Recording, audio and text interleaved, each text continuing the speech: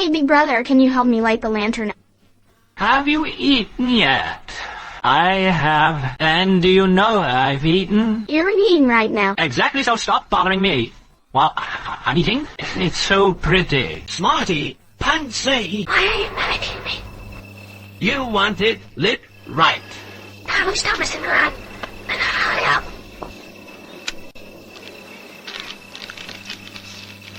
Ah, it's lit. What's wrong? My scattered petals move followed by a snap kick. It's no bluff. Hey. Where's Hua? Oh, you've put on some weight and grown quite a bit. Well, you've aged quite a lot, too. Haha, you're right. Are you on? Yeah. Are your manners? Hey, don't you recognize your uncle deadbeat? Have a smoke, you are. How could I not? You're always dodging your debts. Yon, what's up, Ma?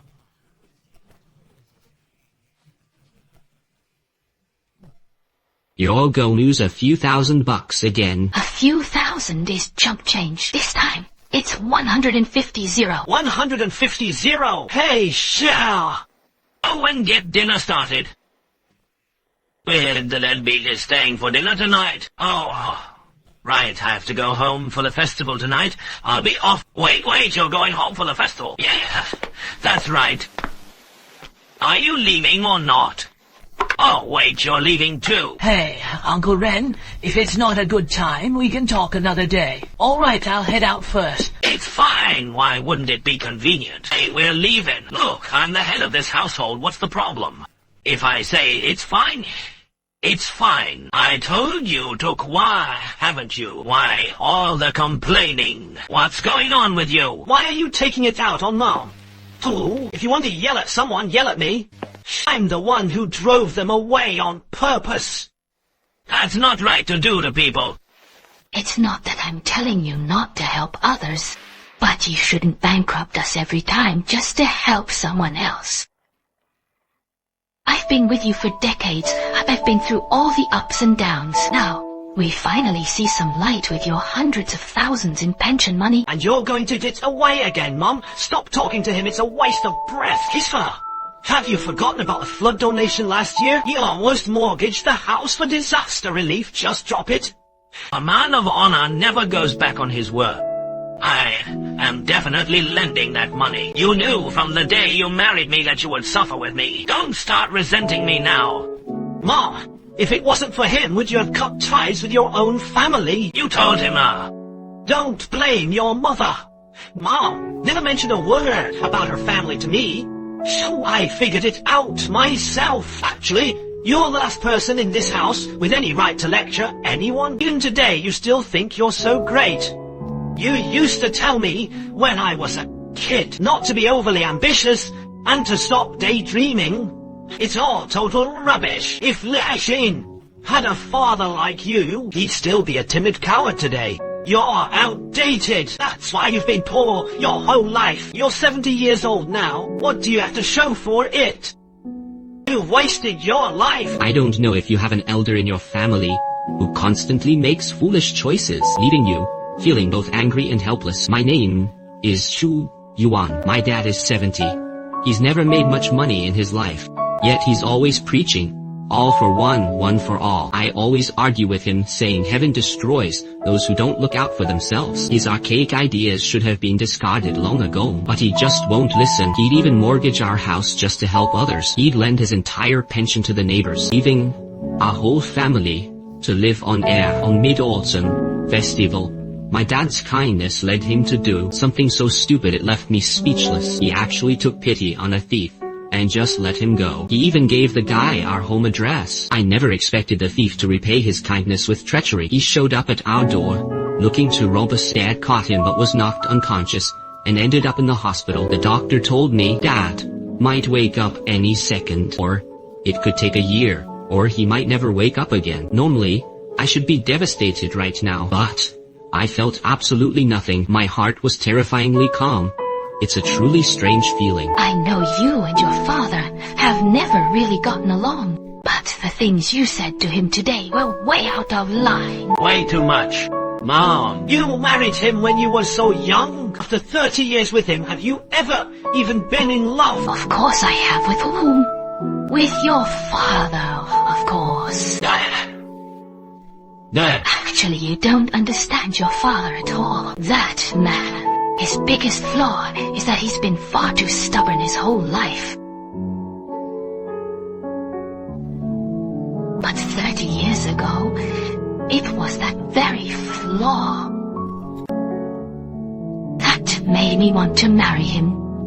I had almost forgotten. Suddenly I felt a deep urge to get to know my father again. I had to start with that treasure chest he never let anyone touch. Back home, I found the treasure chest my father had kept for years. Inside was a yellowed photo, a group shot of all the old neighbors. There was also a necklace with my parents' portraits, and a rusty battered old sign. Spring Street. This place looks familiar. With mixed emotions, I came to the former site of Spring Street alone. There's a very strange cave here. Today happens to be the Mid-Autumn Festival. A group of children gathered around the cave to make wishes. For a moment, it brought back memories of my childhood, but then a blind man suddenly appeared. As if by some strange twist of fate, he accidentally pushed me into the cave, and there was a flash of white light. I felt the world spinning around me. By the time I scrambled back up, Spring Street had undergone a total transformation. The way people were dressed, it was as if I'd returned to the 1950s. It felt just like my childhood. Before I could give it a second thought, I was nearly knocked over. It turned out someone nearby was about to jump off a building. Everyone rushed over to watch the commotion. I took a closer look. Wait, isn't that Uncle Gao from next door? I gathered from the crowd's chatter that Uncle Gao owed money to loan sharks and couldn't pay, so he staged a suicide to scare the creditors. Unexpectedly, his son took it seriously and rushed to the roof to stop him. In the panic, he lost his footing and fell. Uncle Gao was terrified. Driven by instinct, he jumped right after him, trying to save his son. The crowd of onlookers was stunned. Only one person rushed over with a cart. I looked closely. It was my dad in the prime of his life. Hey kid, help me catch the little one. Before I could react, I was knocked unconscious by the child. When I finally came to, I was surrounded by old neighbors and street folk, and my father, young and strong. To hide my true identity, I lied and said I was a distant relative who had returned from working in Borneo. When Dad heard I was a relative, he insisted I stay here, started calling me brother, and praised me for being so brave today. Two of us had just teamed up to save Uncle Gao and the child. We really felt like heroes of the people this time. But what surprised me even more, Masnei Kaixing is actually my dad's neighbor. Kaixing time for late night snacks. Coming in. This is my fellow townsman Yuan, and this is brother Kaixing. Mr. Li Kaixing, hello. It's an absolute honor to meet you. My surname is Chua, and my first name is Yuan. Oh, impressive. Truly impressive. You did a great job today. Hello. I'm going upstairs to change my clothes. Hey, hurry up. I've saved 2 soy sauce eggs for you. Kaixing, I hope you'll look out for me in the future. Sure thing. See you later. Bye. The next day, a commotion on the street caught my attention. I looked towards the sound. I saw a group of kids surrounding a red sports car. Inside was a stunningly beautiful woman. I didn't realize young dad was such a charmer that a wealthy lady would be into him. Then, I took a closer look, and it turned out to be my Hua. Mom, alright. Go play over there. Who's that? It is a townsman of mine called Yuan. It turns out Mom came to bring Dad some suits so he could meet her parents tomorrow. I suddenly remembered Mom telling me once that her family was in business and had a little money. There was no way I was missing this chance to meet Grandpa. I never imagined that when Mom said they had a little money, she meant they were this rich. Grandpa was actually the big boss of Watson's. You heard me right. Yes, that Watson's grandpa may have been rich, but his character was another story. He belittled Dad every chance he got, grilling him with questions. How many properties do you own? Where is your business located? What university did you graduate from? Which university did you attend? What do you mean, which university? We graduated from Trinity College, Cambridge. Trinity. Yeah. And you? What? We are from Fuqing University. Short for fucking you. Fucking a dog. Yaha. Luckily, I was quick-witted, and we managed to smooth things over together. Despite his wealth, Grandpa looked down on my father for being a pauper. Fortunately, Mom was a total love brain. She'd rather laugh on the back of a bicycle than cry in a BMW. Lorna. You want to know why I like Brother Ren, right? It's because I'm different. I've been wealthy since the day I was born. I married someone just as rich as I am now. How boring would that be? Like when I bring him food, and we just stroll along the street, see? Or watch tadpoles by the river. Wow, isn't that romantic? So I choose love over bread. But 30 years from now, I guarantee you'll regret this. 30 years, I haven't even thought about 3 days from now. You're such a silly girl.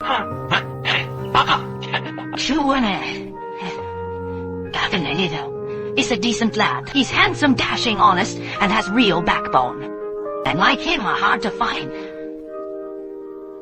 But it's exactly people like him who never get rich. It's simple. I'll offer him $50 tomorrow to stop seeing Lorna. If he takes the money and gives up on love, he's at least a practical man. Only then would he be worthy of joining the Kagyu family. Take a look at you. I never knew the rich had such odd perspectives. They're the complete opposite of everyone else. For the sake of my parents' happiness, I decided then and there to join forces with my father and change his destiny. As soon as I got home, I found a girl, Leon, being harassed by a man. It turned out her stepfather had tricked her into signing a contract, telling her to the landlord it would take $20 to buy back her freedom, otherwise she'd be sold to a dance hall to pay his debt. 20 is no small sum, but misfortunes never come singly. Uncle Gao had gone gambling again and was severely beaten, and he was being held captive there. They're demanding money before they'll release him. How much do they want? 25.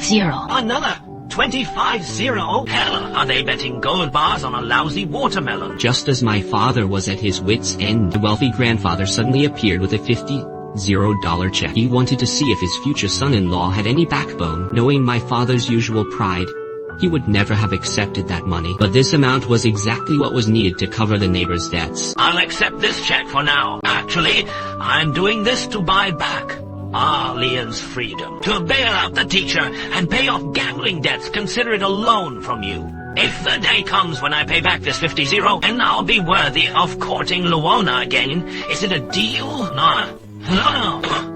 Kid is a dreamer. If you won't lend it, just say so. What's with the nonsense? Hey, Lorna's father, didn't you say that if he could get you to sign a check, he'd be qualified? I did say that, but I meant the check as a gift, not a loan. Oh, for heaven's sake, if he won't take it as a gift, then lend it to him. How? Talk about bad luck. When it rains, it pours. The check is shredded, you're just destined to be poor. Why are you flicking me? Did I tear the check? Flick, keep flicking you. Blast it, he sure disappeared fast. Hey. Turns out you really can't change fate. Grandfather had barely left when Mom packed her bags and ran away from home to find us, saying her trade everything for love, giving up wealth, while Dad took on everyone's debts. It was a heartbreaking sight, so I decided to use my wits to help them out. I secretly went to Grandfather and suggested he buy Spring Breeze Street to evict the neighbors. I figured Mom wouldn't be able to handle life on the streets. She would naturally choose to go home. That was the plan, but I'd already prepared a safety net. I contacted a real estate company and proposed selling the apartments through installment payments. That way, the neighbors would only need a small down payment to become homeowners, and I'd make a little profit on the side. At first, I thought I had everything under control, but a storm was brewing, and it hit me out of the blue. Turned out, Grandfather saw right through me, the developer, the lawyers, and the bank. They were all his properties. That's when it finally hit me. The company was never going to give the neighbors their new homes. Instead, they'd seize all of Spring Breeze Street and kick everyone out, leaving them homeless. The tables turned so fast, I didn't even have time to react. Then, Grandfather sent men to take my runaway mother, back by force. Luckily, Mom was clever enough to sneak a maid out to tip us off. Master has locked the miss up. She asked me to bring you a message regarding the house you're buying. All the documents are locked in the safe in the master's study. What if it's true? Also, the master is forcing her to get engaged to her cousin. What? He's hosting a small dinner for friends at home tomorrow, and after the cousin will take her away to Gold Mountain. With no other options left, I came up with a plan. We disguise ourselves as chefs to sneak into Grandpa's house. We take the chance to steal back the property deeds. At least then we could give the neighbors an explanation. But things didn't go that smoothly. Just when I thought Dad and I were pulling off our drag disguise perfectly, Grandpa saw right through us in an instant. Luckily, I reacted fast. I knocked Grandpa out with a swift strike. Then we found the keys and opened the safe. I thought everything would be fine once we had the contracts, but I accidentally pulled out the receipts for my side deals as well. Among them was a demolition contract I'd signed with Grandpa in Dad's name. I started sweating bullets. I had really screwed my dad over this time. I had forged Dad's signature on those receipts. The neighbors mistakenly thought Dad and Grandpa were in cahoots to scam them, so they kicked Dad out of the house. In truth, Dad had known the reality all along, but he didn't expose me. This only made me feel more guilty. I finally understood what all for one truly meant. To Dad, I was just a stranger he'd met by chance, yet he was willing to take the fall for me and keep the truth hidden, even if he did it out of loyalty to a friend. For me, it was the first time I felt a sense of pain. Fortunately, Mom appeared just in time to explain exactly what had happened. The neighbors finally realized that they had deeply wronged my father. Everyone rushed out into the pouring rain surrounding Dad, with endless apologies. To welcome him back home, the misunderstanding was finally resolved amidst the rain. Once the skies cleared, there was also good news regarding the demolition. The government designated a specific street to relocate everyone, and I could finally breathe a sigh of relief. The whole matter was settled once and for all. Meanwhile, I found a way to return to the future in a newspaper. According to legend, when Jupiter aligns with the moon, the cave on Spring Breeze Street becomes a time tunnel. It allows one to travel through time, and the next alignment is tonight. During my time on Spring Breeze Street, I've come to understand my father's way of life. Though it may seem out of place in such a cynical world, it is truly the most precious of qualities. He embodied the true meaning of kindness and justice through his actions. As night falls, Jupiter and the moon are about to converge. There's no more time to hesitate. I have to say my goodbyes. Suppressing the sadness of parting, I told them I was returning to rural Borneo because I have a father waiting for me back home. Your father is lucky to have a son like you. He must be very proud. If I ever have a son of my own one day, I will definitely name him you, because I really hope he grows up to be just like you. In that moment, I realized that while the future might be fated, what I can change is my perspective. Learning to cherish every moment I have with my father. The moment I traveled back, I rushed straight to the hospital. Looking at my father, unconscious on the hospital bed, my heart was filled with guilt. I took out my parents' keepsake and placed it by my father's ear, longing to wake my sleeping father, just as I was holding my mother, who was weeping in sorrow. Suddenly,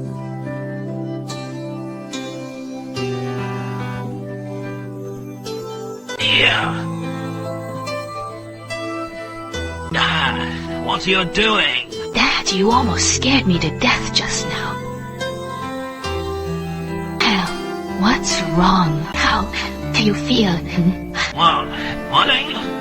Oh, how did you stay so fit? Oh, stop it. It's not like I just got fat today. I was just back at Spring Breeze Street, Mommy. Really? Darn it, you were in such great shape back then. Darn it all, don't say such things in front of our son. I even dreamed of holding you, just like this. Oh, but it's so cheesy. Really? Yes. And you said I was right about all for one, one for all. Right, my foot. What?